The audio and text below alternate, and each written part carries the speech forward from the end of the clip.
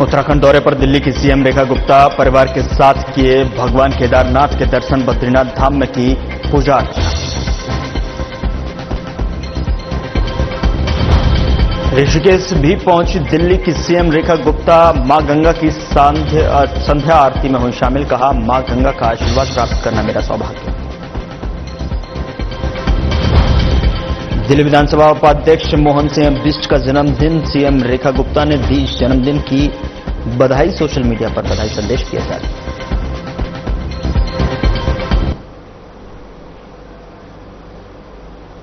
नमस्कार, मैं हूं आपके साथ गौरव राजेंद्र। बुलेटिन की शुरुआत करते हैं। प्रधानमंत्री नरेंद्र मोदी ने नई दिल्ली के हैदराबाद हाउस में पैराग्वे के राष्ट्रपति सैंटियागो पेना पलासियोस से मुलाकात की है और इस दौरान जो है पीएम मोदी ने कहा कि आतंकवाद के खिलाफ लड़ाई में भारत और पैराग्वे कंधे से कंधा मिलाकर खड़े हैं। साइबर अपराध, संगठित अपराध और मादक पदार्थों की तस्करी जैसी आम चुनौतियों से लड़ने के लिए सहयोग की अपार संभावनाएं हैं। वहीं पीएम मोदी ने कहा कि भारत और पैराग्वे ग्लोबल साउथ का अभिन्न अंग है और हमारी आशाएं, आकांक्षाएं और चुनौतियां समान हैं। इसीलिए हम एक दूसरे से अनुभवों से सीखकर इन चुनौतियों से प्रभावी ढंग से निपट सकते हैं। हमें संतोष है कि कोविड महामारी के दौरान हम भारत में बनी वैक्सीन को पैराग्वे के लोगों के साथ साझा कर पाए।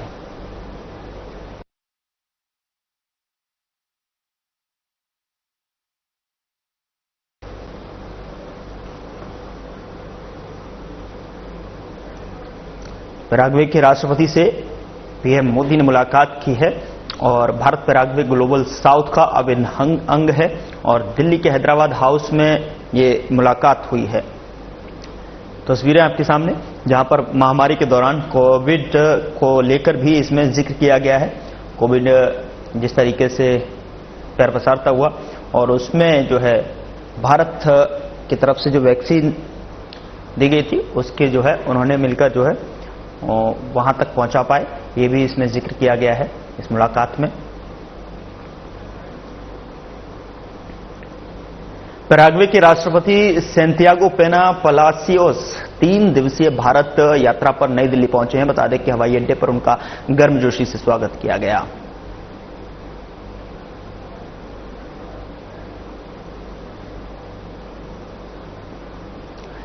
तो तस्वीरें आपके सामने हैं जहां पर पैराग्वे के राष्ट्रपति नई दिल्ली पर जो है पहुंचते ही उनका गर्मजोशी से हवाई अड्डे पर स्वागत किया गया है और इस स्वागत की तस्वीरें हैं गर्मजोशी के साथ में।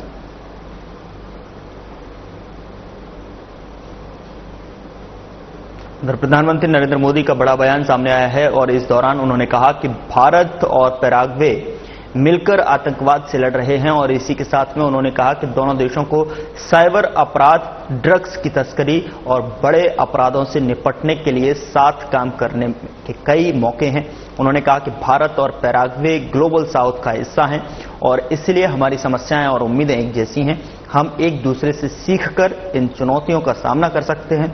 मोदी ने ये भी याद दिलाया कि कोरोना के समय भारत ने पैराग्वे को वैक्सीन दी थी, जो हमारे लिए गर्व की बात है। उन्होंने भरोसा किया और इस यात्रा से जो है भारत और पैराग्वे के रिश्ते और भी मजबूत होंगे। तो वहीं उन्होंने बताया कि भारत और लैटिन अमेरिका के बीच में सहयोग को भी नई दिशा मिली। आतंकवाद के खिलाफ लड़ाई में भारत और पैराग्वे कंधे से कंधा मिलाकर खड़े हैं। Cyber crime, organised crime, drug trafficking जैसी साझा चुनौतियों से लड़ने के लिए सहयोग की अपार संभावनाएं हैं। एक्सेलेंसी, भारत और पैराग्वे ग्लोबल साउथ के अभिन्न अंग है। हमारी आशाओं, आकांक्षाओं और चुनौतियों में समानता है। इसलिए हम एक दूसरे के अनुभवों से सीखते हुए इन चुनौतियों से कारगर तरीके से निपट सकते हैं। हमें संतोष है कि कोविड महामारी के समय हम भारत में बनी वैक्सीन पैराग्वे के लोगों के साथ साझा कर सके। ऐसी और भी क्षमताएं हम एक दूसरे के साथ साझा कर सकते हैं।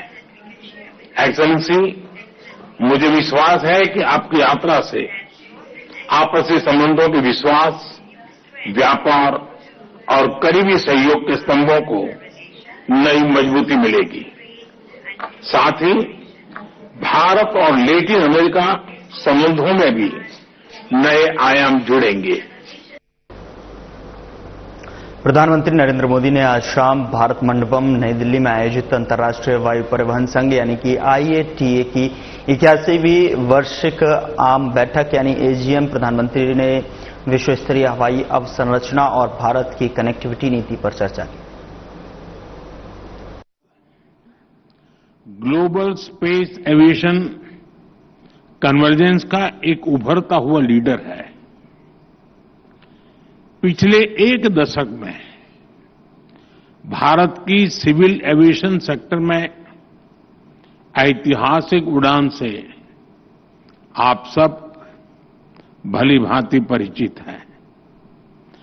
साथियों, ये समिट, ये डायलॉग एविएशन के साथ ही ग्लोबल कोऑपरेशन, क्लाइमेट कमिटमेंट्स और इक्विटेबल ग्रोथ के शेयर्ड एजेंडा को आगे बढ़ाने का एक माध्यम भी है। इस समिट में आप जो चर्चा कर रहे हैं उससे ग्लोबल एविएशन को नई दिशा मिलेगी। मुझे विश्वास है हम इस सेक्टर की इन्फिनिट पॉसिबिलिटीज को टैप कर पाएंगे, उन्हें और बेहतर ढंग से यूटिलाइज कर पाएंगे। नई दिल्ली में विदेश मंत्री एस जयशंकर ने इंडस्ट्रियल के विदेश मंत्री आसमान सालेह से मुलाकात की और जिसकी जानकारी सोशल मीडिया पर साझा करते हुए विदेश मंत्री एस जयशंकर ने पहलगाम आतंकी हमले की कड़ी निंदा करने के लिए उनकी सराहना की।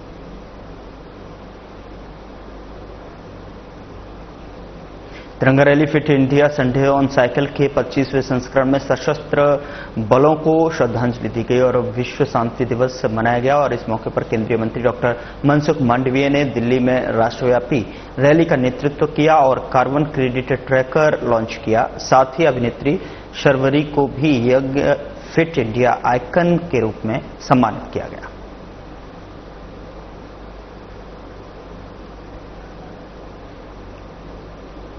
भारत पाकिस्तान के बीच तनाव की स्थिति में तुर्की के तरफ से पाकिस्तान को खुलेआम समर्थन दिए जाने से देश भर में गहरा रोष है। तुर्की ने न सिर्फ कूटनीतिक स्तर पर पाकिस्तान का साथ दिया बल्कि उसे हथियारों की आपूर्ति कर भारत के विरुद्ध खड़ा होने का संदेश भी दिया। इस स्थिति में भारतीय व्यापार जगत में भी गुस्से की लहर फैला दी है और कई व्यापारी अब तुर्की के उत्पादों और कंपनियों से संबंध तोड़ने का निर्णय ले रहे हैं। Bharat plus industries private limited के चेयरमैन और प्रबंध निदेशक अजय सिंह ने राष्ट्रहित को सर्वोपरि मानते हुए एक बड़ा और साहसिक कदम उठाया है। कंपनी है आईमास, क्योंकि भारत में वो करीब 20-25 साल से व्यापार कर रहे हैं। लगातार बहुत सारे मिल्स उनके फ्लोर मिल चल रहे हैं, अच्छी मिलिंग है। हमने भी अपने एथनॉल में उनकी मिल लगाई हुई है और सक्सेस चल रहा है। लेकिन जब से पहलगाम में 22 तारीख को घटना घटा, तब से एक अंदर से एक मन कचोट रहा था कि मैं उस देश के साथ व्यापार कैसे करूं। उस दिन से मेरे मन में था कि मैं उस देश के साथ व्यापार डील तोड़ूं और मैं लगातार प्रयास कर रहा था। लगातार 1 महीना से मेरा प्रयास चल रहा था कि मैं उस डील को तोड़ना है मुझे। मैं वहां से मिली नहीं लेना चाहता। जिस देश ने हमारे यहां इतने सारे ड्रोन से हमले किए, बम गोले बारूद भेजे, हमारे सैनिकों को मारा, हमारे देश को नुकसान किया, उस देश के साथ मैं व्यापार कैसे कर सकता हूं। मेरे अंदर से एक दिल को कचोट रहा था। मैं उसको जब मैंने जाकर के अभी 3 दिन पहले जो इंडिया के उसके डीलर थे बंसल ग्रुप्स ऑफ कंपनीज, उनके सीएमडी तैयार हुए कि ठीक है आपके कहने पर हम करार तोड़ते हैं। और फिर हमने वो करार को तोड़ा क्योंकि हमने पहले एडवांस दे रखा था। फिर हमने आज देखिए मैंने एक नई कंपनी, इटली की कंपनी है ये, इसको हमने ऑर्डर दिया। उनका चूंकि हमें उसमें करीब 3 करोड़ रुपए का हमें एक्स्ट्रा भार भी आया। पहले हमारा ऑर्डर 12 करोड़ 90 लाख का था, अभी हमारा 15 करोड़ समथिंग का ऑर्डर हो गया। लेकिन मेरे को दिल को सुकून है इस बात का कि मैं उस देश के साथ व्यापार नहीं कर सकता जो देश हमारे खिलाफ जहर उगलता हो, जो हमारे देश में आतंकवाद फैलाता हो, जो हमारे सैनिकों को और हमारे ऊपर बम गोरदे करता हो। मैं उनसे व्यापार नहीं कर सकता। और साथ में अपने समस्त भारतवासी जितने भी व्यापारीगण हैं, जितने भी उद्योगपति हैं, जितने भी इंडस्ट्रीज हैं, सबको आग्रह करता हूं कि आप लोग भी देश को मजबूत करें और वैसे लोगों के साथ व्यापार नहीं करें जो हमारे देश में आतंकवादी को पनपाते हैं और ड्रोन्स भेजते हैं और हमारे देश के खिलाफ काम करते हैं।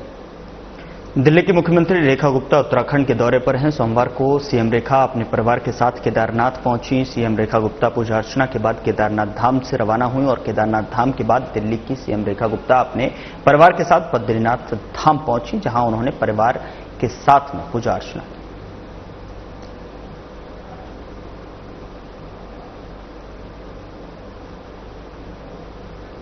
उत्तराखंड के ऋषिकेश पहुंची दिल्ली की सीएम रेखा गुप्ता ने कहा कि आज देवभूमि में उपस्थित होकर मां गंगा का आशीर्वाद प्राप्त करना मेरा सौभाग्य है। मैं कामना करती हूं कि मां गंगा का आशीर्वाद हर भारतीय पर बना रहे और भारत निरंतर प्रगति करता रहे। कि आज मैं मां गंगा का आशीर्वाद यहां ले पा रही हूं देवभूमि में उपस्थित होकर के। जिस तरीके से अविरल रूप हमारी मां गंगा का यहां पर है, कितना ऊर्जा देने वाला है, कितना आशीर्वाद देने वाला है। हर एक की जीवनदात्री मां गंगा तो पूरे विश्व में, पूरे हर भारतवासी के दिल में बसती है और उनके चरणों में बैठ करके यहाँ मैं अपने आप को धन्य मान रही हूँ और यही चाहती हूँ कि मां गंगा का आशीर्वाद सदैव हर भारतवासी पे बना रहे। भारत तरक्की करे, विकसित भारत की छांव में विकसित दिल्ली हो और दिल्ली आगे बढ़ी, दिल्ली के लोगों का दिल खुश हो और मुख्यमंत्री के रूप में मैं अपने कर्तव्य का निर्वहन अच्छी तरह कर पाऊं। कौन भावुक नहीं होगा गंगा तट पे बैठ के? माँ के पास आके तो अच्छे अच्छे भावुक हो जाते हैं। एक माँ ही तो है जो दिल से लगाती है और आपकी व्यथा सुनती है। तो मैं कल जो दिल्ली की यमुना को देख करके और आज यहाँ की गंगा को देख करके मेरा मन जरूर वो हुआ कि कैसे ऐसा ही सुंदर स्वरूप हम दिल्ली में लेके आए। बहुत सारे काम हैं, कोई एक दिन का काम नहीं है, परंतु हाँ उस दिशा में हम बढ़ते जाएं, अच्छे कदम उठाते जाएं और निश्चित रूप में वो दिन आएगा जिस दिन हम भी यमुना माँ को इसी स्वरूप में लेके आ पाएंगे। उत्तराखंड तो देवभूमि है भाई, यहाँ से संदेश लेके जाएंगे दिल्ली के लिए, देश के लिए। बहुत बहुत शुभकामनाएं उत्तराखंड के निवासियों को।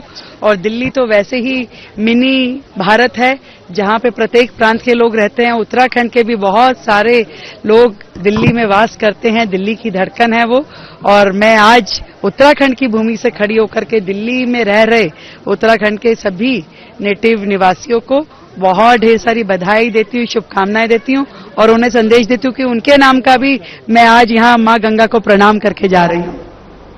दिल्ली की मुख्यमंत्री रेखा गुप्ता ने ऋषिकेश में मां गंगा की संध्या आरती में भाग लिया और इस अवसर पर उन्होंने स्वामी चिदानंद सरस्वती महाराज के सानिध्य में आस्था और शांति का अनुभव किया। और इस अवसर पर रेखा गुप्ता ने कहा कि हर दीपक की लौ में आस्था की भावना थी, हर मंत्र में शांति का एहसास और हर लहर में जीवन की स्थिरता नजर आई। एक ही दिन में 2 बार मां गंगा आरती में सम्मिलित होकर आत्मा को जो शांति और ऊर्जा मिली वो अनमोल है। ये अनुभव मन और आत्मा दोनों के लिए प्रेरणादायक बन गए हैं जो लंबे समय तक साथ रहेंगे।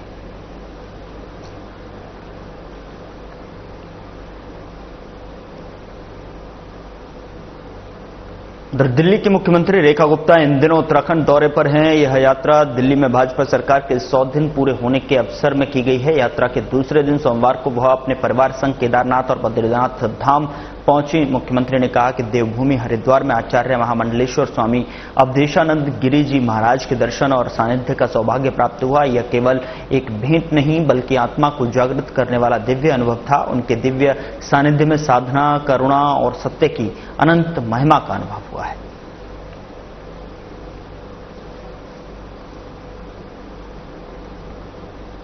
दिल्ली की मुख्यमंत्री रेखा गुप्ता ने उत्तराखंड के मुख्यमंत्री पुष्कर सिंह धामी की प्रशंसा की। रेखा गुप्ता ने कहा कि धामी जी के नेतृत्व, कार्यशैली और विजन से हर बार प्रेरणा मिलती है। उनकी कई नीतियां जन कल्याण का सशक्त उदाहरण है जिन्हें हम दिल्ली में भी अपनाने की दिशा में कार्य करेंगे और दिल्ली का संवारेंगे। और उत्तराखंड निस्संदेह पूरे देश के लिए एक सकारात्मक मॉडल है। ऐसे व्यवहारिक, दूरदर्शी और जनसेवा को समर्पित नेतृत्व से संवाद करना हमेशा सीखने का अवसर होता है। देवभूमि है और भाई धामी जी तो पूरे देश के लिए प्रेरणा है।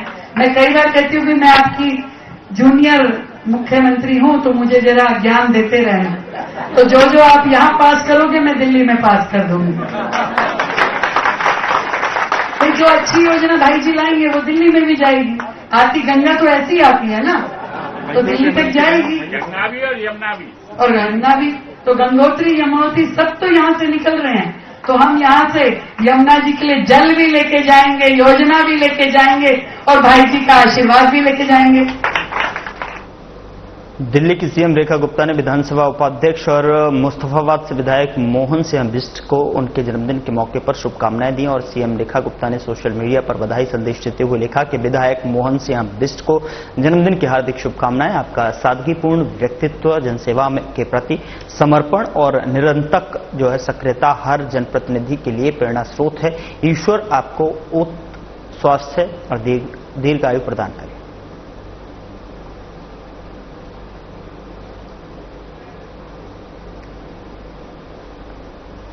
दिल्ली सरकार में मुख्यमंत्री रेखा गुप्ता लगातार दिल्ली की सड़कों पर उतरकर दिल्ली के लोगों को मिलने वाली सुविधाओं का जायजा ले रही हैं। वहीं दिल्ली सरकार के तमाम मंत्री, विधायक भी फुल एक्टिव मोड में हैं।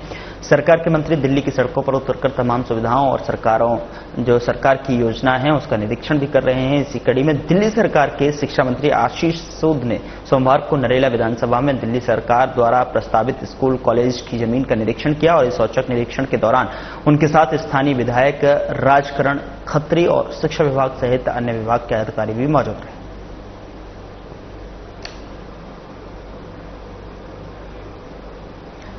नरेला से तस्वीरें हैं जहां पर सुविधाओं का जायजा लिया जा रहा है। और जिस तरीके से दिल्ली की सीएम रेखा गुप्ता सरकार में आने के बाद में लगातार जो है एक्शन मोड में नजर आ रही हैं, वो लोगों के बीच पहुंचकर सरकार की तरफ से मिल रही योजनाओं का जो है निरीक्षण करते हुए भी और लोगों से संवाद करते हुए भी नजर आ रहे हैं। और साथ ही साथ जो है दिल्ली सरकार में मंत्री आशीष सूद भी जो है साथ ही निरीक्षण करते हुए भी नजर आए। कॉलेज की जमीन और स्कूल के लिए जो जमीन निरीक्षण की गई थी और उसका लॉट किया गया था, उसको लेकर निरीक्षण किया गया और जानकारी भी यहां से एकत्रित की गई। मंत्री मनजिंदर सिंह सिरसा ने राजौरी गार्डन में सड़क का शिलान्यास किया। उन्होंने बच्चों के साथ में एक पेड़ मां के नाम अभियान के तहत वृक्षारोपण अभियान में भी हिस्सा लिया। कार्यक्रम में यहां पर मंत्री ने शिरकत की और एक पेड़ मां के नाम अभियान के तहत जो है पेड़ भी लगाया, वृक्षारोपण भी किया। और इस वृक्षारोपण में हिस्सा बने, जिसकी तस्वीरें स्क्रीन पर हैं। जो है वजीरपुर इंडस्ट्री एरिया में सुबह उस समय हड़कंप मच गया जब खाना बनाते समय एक सिलेंडर ब्लास्ट हो गया। महिला ने बताया कि खाना बनाते समय अचानक सिलेंडर के नीचे जो है झाग बनने लगे और सिलेंडर ने आग पकड़ ली। जैसे तैसे महिला ने ही सिलेंडर की आग को बचाया और जिस कारण उसके हाथ जल गया और पास बैठी लड़की के बाल जल गए। थोड़ी ही देर में सिलेंडर में ब्लास्ट हो गया, जिससे सिलेंडर फट गया। बताया जा रहा है कि सिलेंडर इंडियन कंपनी का था। गैस एजेंसी से जो है 1 महीना पहले ही सिलेंडर भरवाया था। घर का सारा सामान जलकर राख हुआ है और गनीमत यह रही कि किसी को गंभीर चोटें नहीं आई।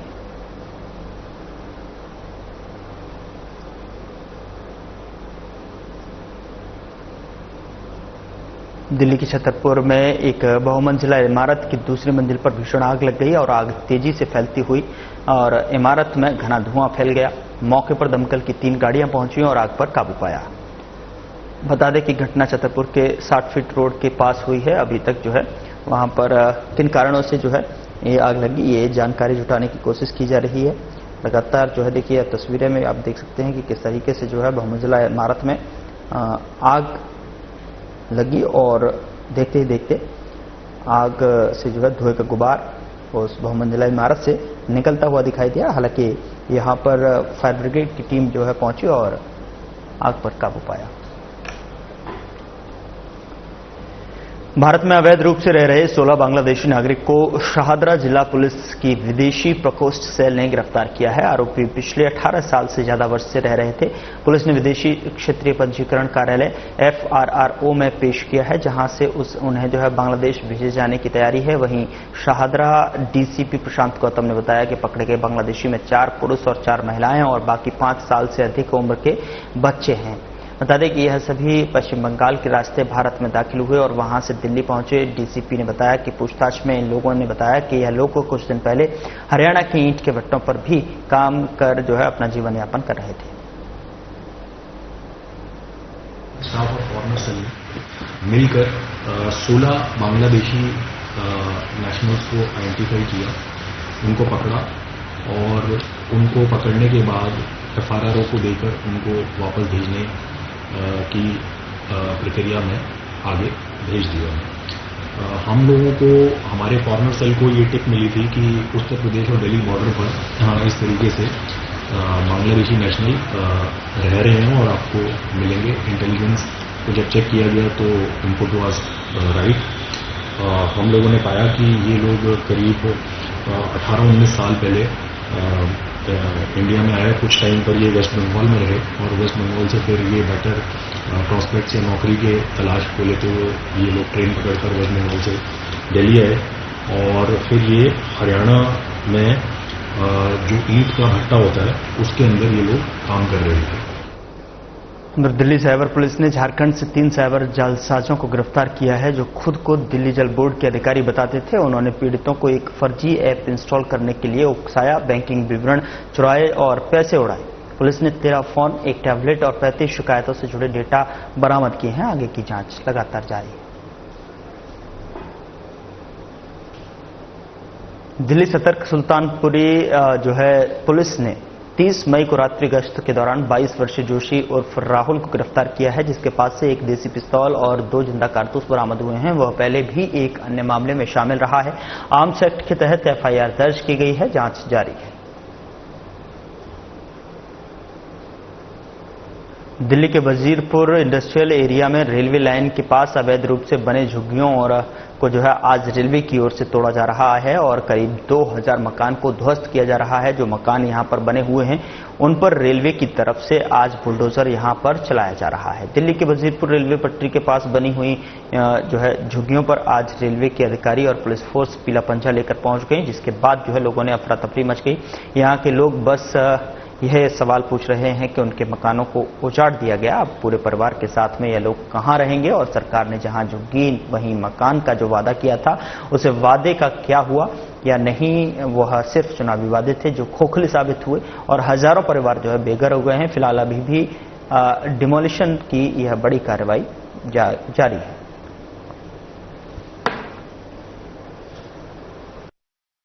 मैं क्या कहूँ, मैं कुछ नहीं कह सकती। अच्छा नहीं है बस।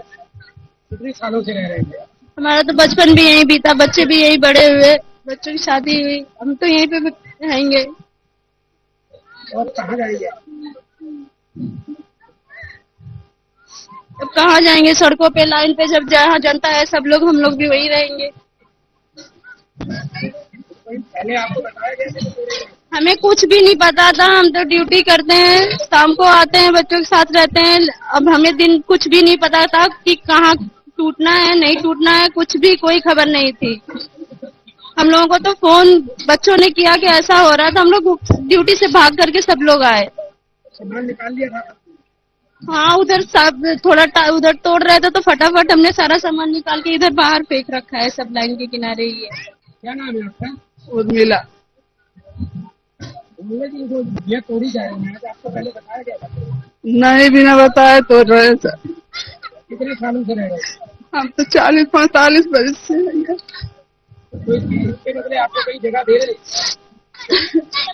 कुछ पता नहीं है कि देंगे कि नहीं देंगे। दिल्ली की बाहरी जिला पुलिस ने भोले भाले लोगों को ठगने वाले एक फर्जी कॉल सेंटर का भंडाफोड़ किया है। यह बड़ी कामयाबी बाहरी जिले की साइबर पुलिस को मिली है। बाहरी जिले की साइबर थाना पुलिस ने नोएडा में छापेमारी कर 5 महिला सहित 8 लोगों को दबोचा है, जिसमें 2 जो है किंगपिन भी शामिल हैं। पुलिस ने इनके कब्जे से 2 दर्जन मोबाइल फोन, लैपटॉप, टैबलेट और कुछ दस्तावेज भी बरामद किए हैं। फिलहाल पुलिस ने पकड़े गए आरोपियों के खिलाफ मामला दर्ज कर लिया है और आगे की विधिक कार्रवाई शुरू कर दी है। पुलिस अब ये पता लगाने की कोशिश कर रही है कि ठगी करने वाले जो इन आरोपियों के तार कहां और किस किस से जुड़े हैं। आउटर डिस्ट्रिक्ट के साइबर पुलिस स्टेशन ने अंडर एसीपी ऑपरेशंस एक ऑनलाइन चीटिंग की एफआईआर पर इन्वेस्टिगेशन करते हुए नोएडा से ऑपरेट कर रहे एक कॉल सेंटर का पर्दाफाश किया है। इनमें 2 जो इनके सरगना थे, किंगपिन थे, और एक एसोसिएट, और उनके साथ 3 फीमेल्स को भी गिरफ्तार किया है। इनसे हमने टोटल लगभग 24 मोबाइल फोन रिकवर किए हैं, एक लैपटॉप और एक टैबलेट जो कि ये क्राइम कमिट करने के लिए यूज करते थे वो रिकवर किया है, और कुछ इनके बैंक डॉक्यूमेंट, डायरीज, रजिस्टर जो मेंटेन करते थे वो रिकवर किए हैं। इसमें कैच ये था कि ये लोग विक्टिम्स को टारगेट करते थे, उन्हें ल्योर करते थे कि हम आपके बैंक की क्रेडिट कार्ड डिटेल्स बढ़वा देंगे, और फिर उनको एक एपीके फाइल भेज के उनसे फाइल डाउनलोड कराते थे, जिससे कि उनके जो भी क्रेडिट कार्ड का डेटा है वो बैकएंड पे सारा इनके हमारे एक्यूज के पास आ जाता था, जिसे फिर वो मिसयूज करके अपने एयरटेल पेटीएम वॉलेट में ट्रांसफर करते थे और उनसे फिर मोबाइल फोन खरीदने के लिए, ग्रोसरीज खरीदने के लिए उसको यूज करते थे। लगभग कितने लोग? फिलहाल बुलेटिन में इतना ही। नमस्कार।